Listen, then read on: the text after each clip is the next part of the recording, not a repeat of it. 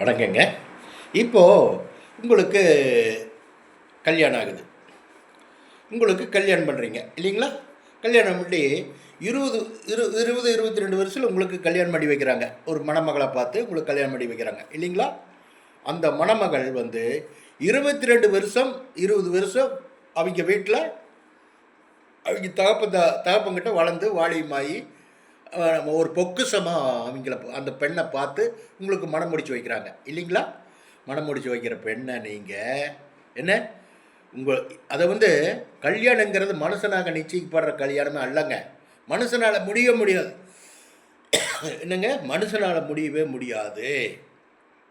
இறைவன் தான் உங்களுக்கு இந்த பெண் அப்படின்னு இறைவன் பண்ணுற முடிச்சு தான். அப்படி கல்யாணம் பண்ணும்போது அந்த பெண் வந்து என்னங்க, நீங்கள் கரெக்டாக பார்த்துக்கணும்னு சொல்ல வர்றேன். மனம் புண்படுற அளவுக்கு நடந்துக்கூடாது. அந்த பொண்ணை வந்து மனசு புண்படுற அளவுக்கு நடந்துக்கூடாது. அந்த பொண்ணு ஒரு தவறு பண்ணுதுன்னா சடனாக அந்த தவறு பண்ணுதுன்னு வச்சுங்களேன், சடனாக வந்து கடுஞ்சொற்கள் சொல்லவே கூடாது. நீங்கள் அமைதியாக இருந்து பக்குவமாக எடுத்து சொல்லணும். இப்படி பண்ணக்கூடாதுமா, இப்படி பண்ணணும், இப்படி பண்ணணும், சரியா, கொஞ்சம் பார்த்து பண்ணுமா, அப்படி சொல்லணும். ஏன்னு கேட்டால் நம்ம அப்படி ஒரு தேவதையான பொண்ணை நம்ம கல்யாணம் பண்ணி நோகடிக்கூடாதுன்னு சொல்ல வர்றேன். அப்படி நோகடிக்கும் போதுங்க நம்ம ரத்தங்கள் வந்து எங்காச்சும் கல்யாணம் பண்ணி கொடுத்துருப்போம்ல, அங்கே நோவுங்க. அங்கே நோகும்போது அந்த நூசு உங்களுக்கு வரும். நீங்கள் இங்கே பண்ணுறது அங்கே நடக்கும். இதுதாங்க உண்மை. இதுதாங்க உண்மை.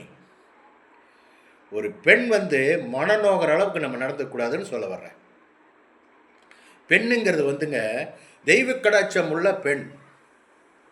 பெண்ணுன்னா மென்மையானவங்க, ரொம்ப மென்மையாக இருப்பாங்க பெண்கள். நீங்கள் ஓங்கி அரைஞ்சிருங்க. ஒரு ஆணை வந்து ஓங்கி அரையிறீங்க, கண்ணில் படப்பன்னு தண்ணி வருதா, அப்படியே கண்ணத்தை பிடிச்சிக்குவான். பெண்ணை நீங்கள் அரைகிற மாதிரி கையோங்க, பொடன்னு கண்ணில் தண்ணி வந்துடும்.